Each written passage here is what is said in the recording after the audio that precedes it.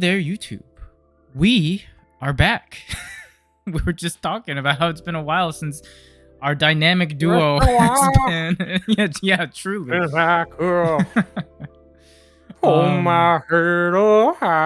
Sorry. But I am back with the brother bear, the highway man himself, TJ. Freshly shaved, bald baby boy just birthed himself from the shower. Feels great. But we've got some BT-22 match play commentary for y'all from Sully's Abode. Sully's is the local card shop we go to every Thursday for Digimon. Pop off at 6:30 p.m. So if you're in the Chicagoland area, want to swing on by, they're located in Bolingbrook, Illinois. I'll drop their shop link down in the video description below, along with their socials. Today's matchup features Will on the left playing Diaboromon and going up against Ante, who is playing Kentaurosmon. So two decks that got some interesting support pieces. I think arguably Diaboro is obviously the more fan favorite, but Kentauros, it's been a while. I always love me a good Kentauros matchup, so hopefully Ante does it proud. Should be a good matchup. Hopefully you guys enjoy it, and let us know what you guys think in the comment section down below. Without further ado, let us hop right into the round. The Diaboro is it's just a fun deck. It's just a very, very fun deck. It's just like nothing else quite. I guess the only thing that plays close to it is like puppets, right? In terms of like token spam and everything. Right. Players are just getting set up here. So the new Sumemon, I think, synergizes really well with a couple of decks in really BT-22. And then we see Will Search with the Karamon here. Pretty decent hits. You've got two Kurisaris and then the Infernmon. Yep, grab the Infer and just trash the I always forget that it trashes too. Yeah, it's really good for setting up the old Errata, the BT5 Errata. Mm-hmm. We do see him go into the new Kurisari, which has some play in Errata. It's nice to see all these level 4s have the ability to play out Tamers now, which I think is just really helpful for the game in general. More and more decks getting access to but like that sort of like free Tamer play is just good. It's just it's just healthier for the decks to keep up in the current metagame. So like the only decks yeah, go ahead. Like the only decks that like can get away without having those kind of cards are decks that are like extremely memory efficient or they don't need Tamers. Yeah, so we see Ante here. He swung with the Gato, had to use Barrier. Now, Kentauros, similar to a lot of yellow decks, right? Utilize the Barrier mechanic and Trashing Security to proc off multiple effects. The magic number for Kentauros, similar to like what Pulsemon was like, right? Where you want to be at like 3 security. Kentauros takes that to another level and says like total security is 6 or less. So a lot of effects work off of the total amount of security for both players being at 6 or less, which is what, like, for example, Richard Sampson there does, right? Like, if you have, I believe it's I think the condition is 6 or fewer security, you can go ahead and warp into... You can warp a Kudamon into a Kentauros, which can be pretty clutch. But it is... The new Infernmon is really good, too. So let you delete something with a play cost of 5 or less. That's why he was able to clear the Gato. And then if you have Errata or either Adam on your board, your opponent's effects can't DP reduce or bounce it to hand or decks. Which is really nice. Yeah, it's really nice, especially against Kentauros, who does want to DP reduce things. Right, and your inheritable synergizes very well with how many tokens you play out too, right? Being able to say, well, if something gets deleted, you just play out another token. Yeah. As we see Will here, played out token. The new Diaboro from 22 gives you Alliance as well. So you have so much more aggression in a deck that was pretty aggressive with its sideboard. Now you can spam out tokens and have access to Alliance, which can end games just so quickly. Yeah, the extra DP on the check itself is just really, really good because Diaboro typically didn't climb super well, so you kind of needed to rely on jamming against decks like Royal Knights, for example. But now that we have things like Alliance, we don't have to rely on that as much. Ante is in a bit of a tough spot here. Just kind of has to decide what he wants to do. I mean, that's like you have to answer this board state. If you don't answer this board state, you lose next turn, which is crazy. It's crazy that that's just like Diaboro can just do that now. And the fact that the new Diaboromon doesn't like the one Digivolving one attacking effect doesn't once per turn to spit out a 3k token is just kind of crazy. Yeah. So it's just guaranteed to pretty much spit out 2 tokens on its own when it comes out, and then you, of course, you have Infernmon that when anything with an unidentified trait is deleted, you can play Diaboromon token as well. Okay, so Diaboromon Ace comes out. We'll get rid of one of the tokens, but we'll end up just covering one. Well, you have to be mindful of ace threat here, but I don't think you're super worried if you're in Will's position. I think you're good to just kind of like do some board control here. Because I would... He will go into the 17 Infer, which will de-digivolve one. Mm-hmm. So we just wanted to wait on swinging there. I think that's fair. I mean, like you do it, like you said, ace threat is definitely there. Yellow typically will run like Truby Ace is probably like your biggest one, or like a Shadow Seraphi Ace. Although I don't think they necessarily synergize super well with how Kentauros likes to do things. But at the same vein, like there's still viable ace threats that you do have to be worried about. Double Diaboromon Ace is pretty good for Ante, giving him a little bit of a lifeline here. Pillowmon's making it really hard actually for Will because he can't play any tokens. We go into the new Kentauros. We'll be able to place a yellow card to the top of security. Has blocker and barrier, I believe. And then when this card suspends, you trash the top card of security to unsuspend it, which is pretty nice when you synchronize it with cards like Odin's Breath, which we see Ante placed at top of security there. Odin's Breath, when trashed, will, I believe, minus the board 5k if there's 6 or fewer. And then also gives check -1. Yeah. If I'm not mistaken. Okay, we do pop the pillow. Ooh, okay. So now we can really do some tings. Yeah, now we can get some tokens going. We can use one attacking effect to play out a token. Alliance with the played token. Yeah. Go ahead and pop something. Pop in the ace to gain memory back. Now you don't have to worry about a level... Well, you don't have to worry about a major ace threat. I mean, there's still level 7 aces that yellow has access to, but... Right. Okay. So we do block trashing top card, which is the Odin's Breath, to go ahead and unsuspend your Kentauros. Yep, we'll give sec -1 to everything for it being trashed. So now at this point, Will just basically just starts going crazy with the wideboarding even further. Oh, God. Can use the errata effects here, I believe, to play out. Okay, we use the ace to pop the Kentauros. Use the errata to play out another token. Yeah. Use another errata, play out another token. Yep. Oh my. It should be good to just... We do have sec -1, but we do have Alliance, so we can probably get another chip in here if we wanted. Otherwise, we just can chill and wait. Okay, does hit... Oh. That's pretty good. Pretty good.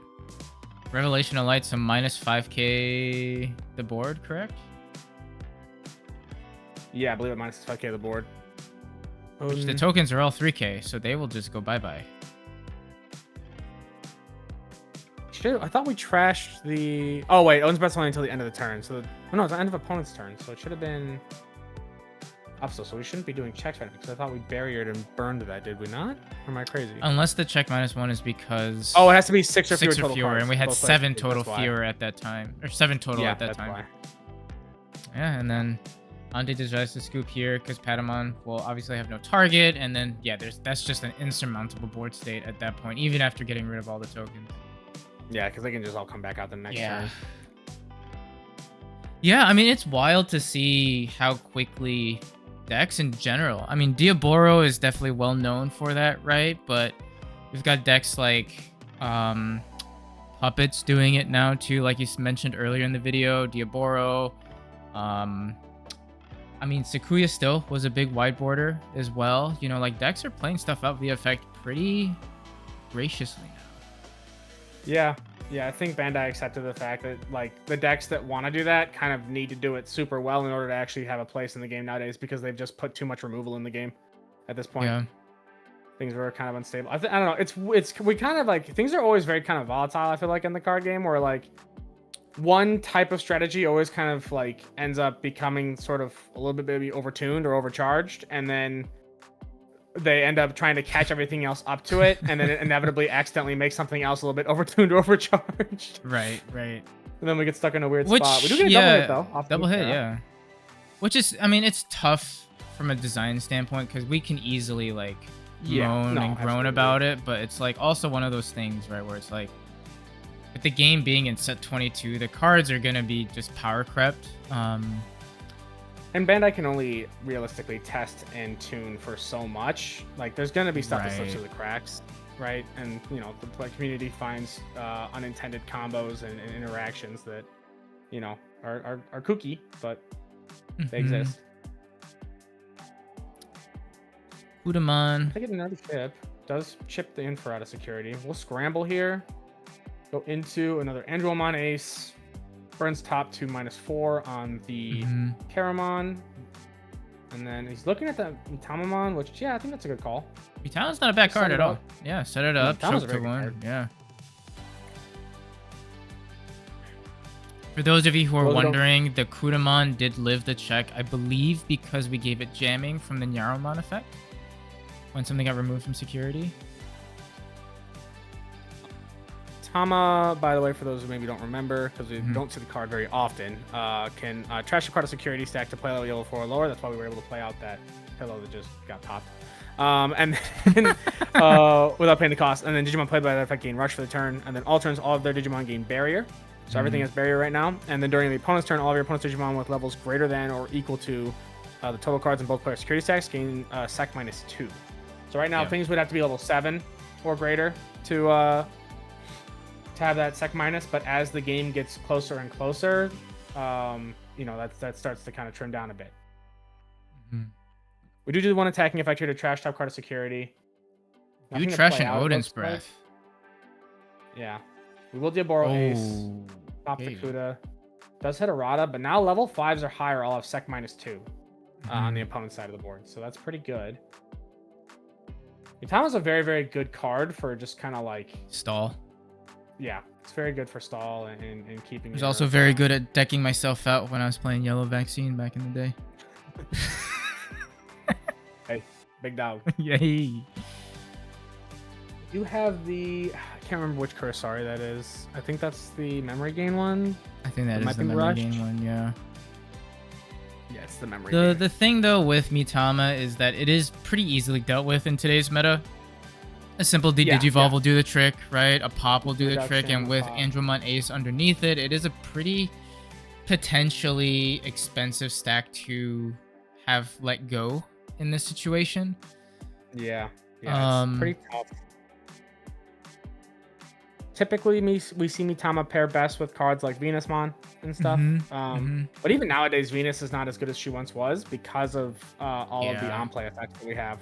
Right. We're not as reliant on Digivolving like we used to be. Basically, replaced by Volderarm. Yeah. We simply just drop barrier, a TK card. It will have protections. Yeah, it has barrier. Okay. Where do we go from here? So, we know we have sec -2, so we have to find a way to clear this Mitamamon. No checks are going to happen.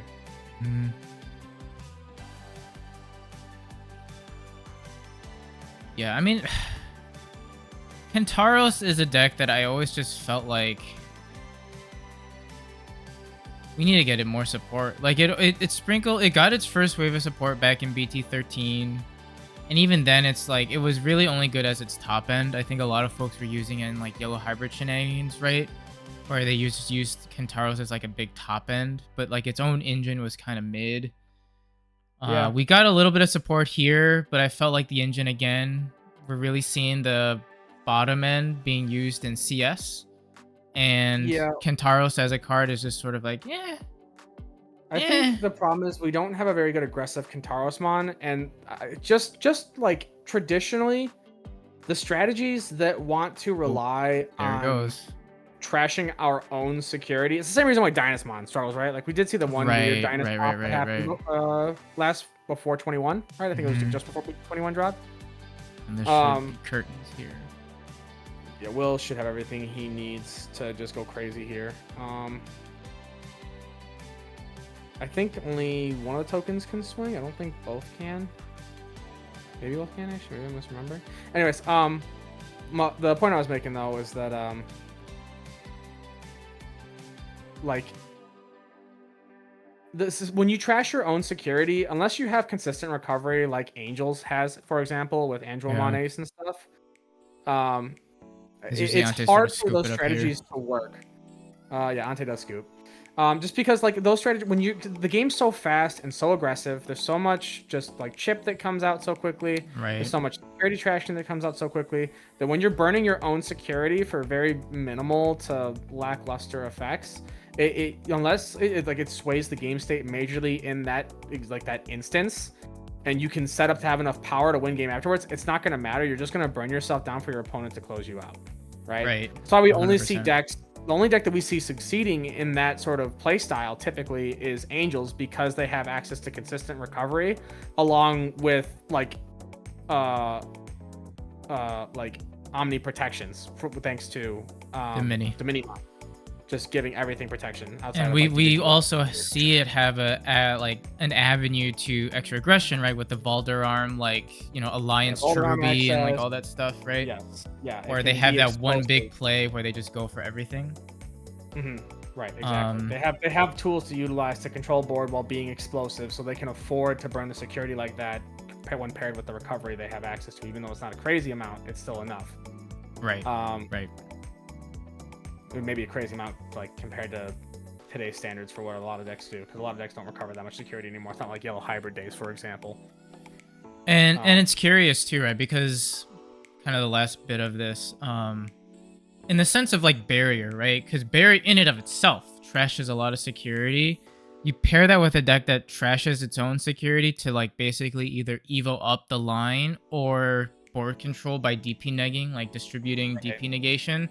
It's like, well, then there you take away your whole barrier mechanic, because now you've used up your barrier in a sense, if that makes sense. Right. No, so it's just like very counter. It clashes ironically within itself. It's too much burning of yourself. Barrier, I think, is a decent keyword, but not when you put it in a deck that is already wanting to burn its own security.